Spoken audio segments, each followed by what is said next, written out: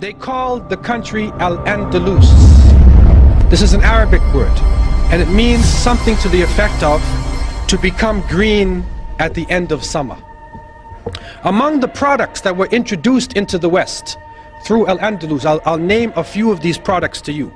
Cotton, paper, glass mirrors, street lamps, salt, colored glass, silk, satin, pepper, cinnamon, handkerchiefs, deodorant, kerosene, linen, firearms, cotton balls, paper money, postage stamps, book binding, clocks, ceramic tiles, nitric acid, soap, astrolabes, compasses for navigation, slide rules, rulers, surgical instruments, windmills, spinning wheels, rose water, maps, globes, citrus and nectar fruits, carpets, eyeglasses, curtains, test tubes, porcelain, fine furs, velvet, almanacs, and encyclopedias.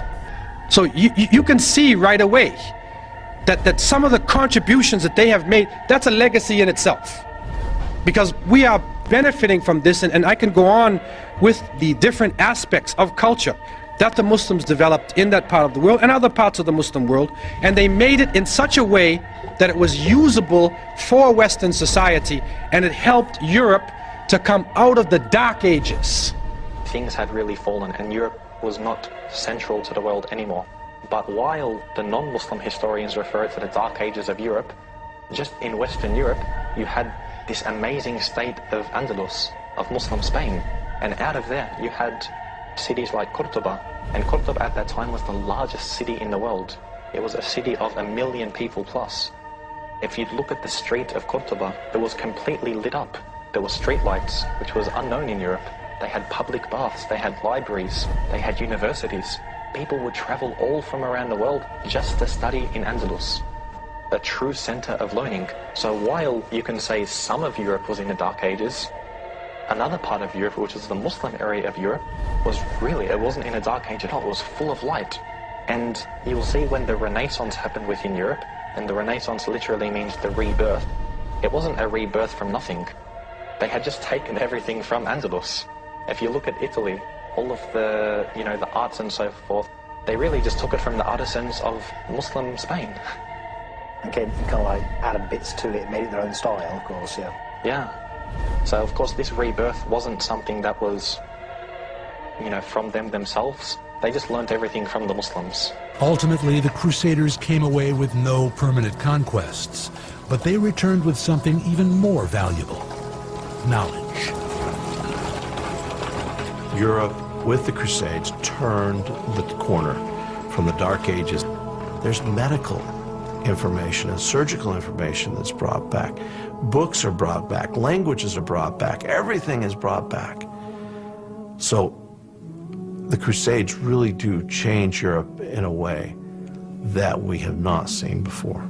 Europe was on the verge of one of the most productive and creative periods of its entire history. Things like the great Gothic cathedrals, the universities, the law courts and legal systems, all of those were created. So following this long period of darkness, there came a tremendous explosion of really brilliant cultural achievements.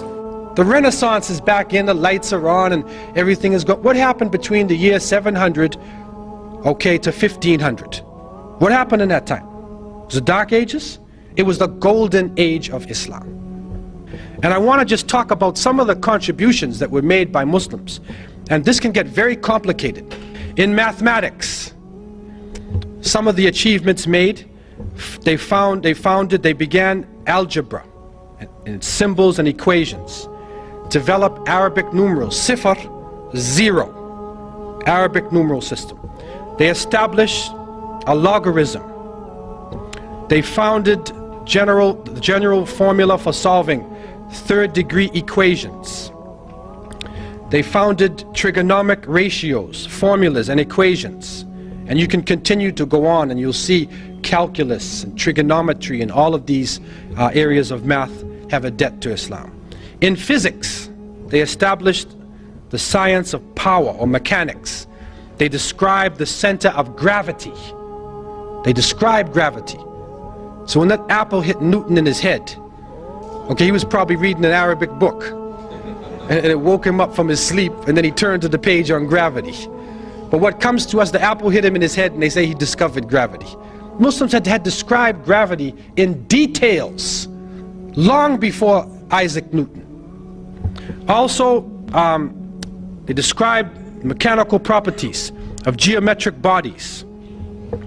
They developed the hydrometer, aerometer, the lever, balance, scale.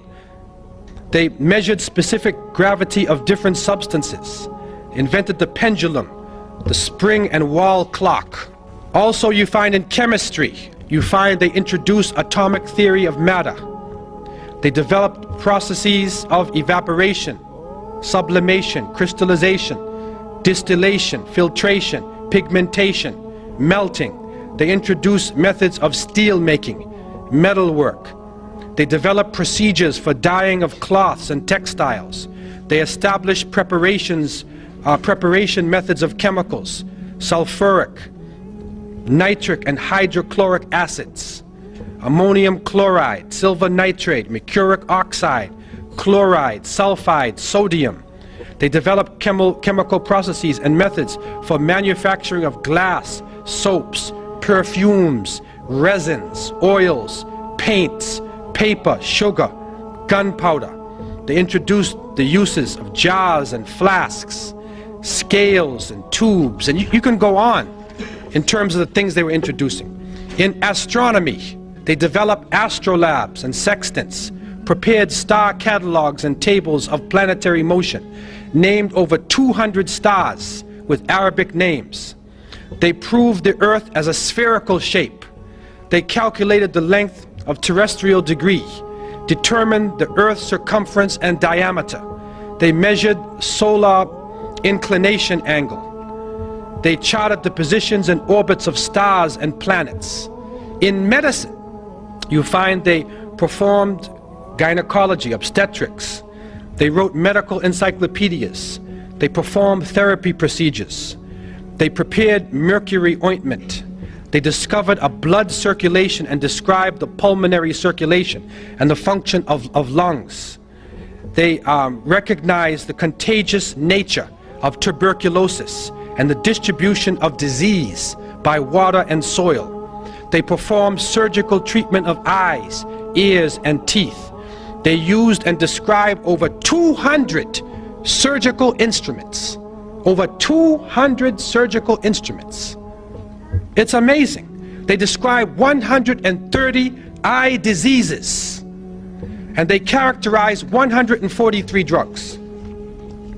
In pharmacology, they prepared alcohol, acids, nitrates, carbonates. They introduced the use of picrotoxin. They prepared chemical medicaments in pills and solutions. They established chemist shops for dispensing prescriptions. They introduced to Europe quite a number of medicines and herbs which betray their Arabic name. Al-Kanna, alcohol, alcohol. Alcohol is Arabic word. Al-Kali, alfalfa, camphor, cotton, hakim, jasmine, saffron, etc. In geography, they invented many geographic and surveying instruments and devices. They prepared many accurate and detailed nautical and land road maps of the world. They calculated and prepared ephemeris tables of ocean tides and seasonal winds. They described the lands and the natives of the New World in their reports. Now, someone would say, well, how do they know this? And you go on in astronomy, history, a number of subjects. How would they be so good in these subjects? I want to take two areas. In the area of geography and astronomy. So what is important about the stars and direction? What is important about the geography of the world? All of the Muslims, up until now, are concerned with direction. Because every time we pray toward Mecca. So therefore, wherever you are, you have to determine where Mecca is. So therefore, it was a natural thing for Muslims to get into the direction and always to be looking at the sun to know what time of day it is, because of the cycle of prayer. It's a natural thing. Also, pilgrimage to Mecca. Every Muslim should try to make pilgrimage to Mecca once in a lifetime. And so therefore, these complicated works in geography, like international road maps, were developed especially for Muslims to be able to travel from, say, China or India or West Africa or Northern Europe and travel to Mecca. Getting back to Spain now, we find that they were able to, for instance, take water and bring the water down from a mountain using aqueducts, using canals, and canal it all through the cities so that every house had access to running water. And they did that without destroying anything or damming anything up or blocking anything. They did it in such a way they were using gravity. This is a holistic way of approaching things. And if you go to Granada today, you will still see the waterworks are being used from the time of the Muslims. The water is flowing all over the place. And this was a great accomplishment that they made.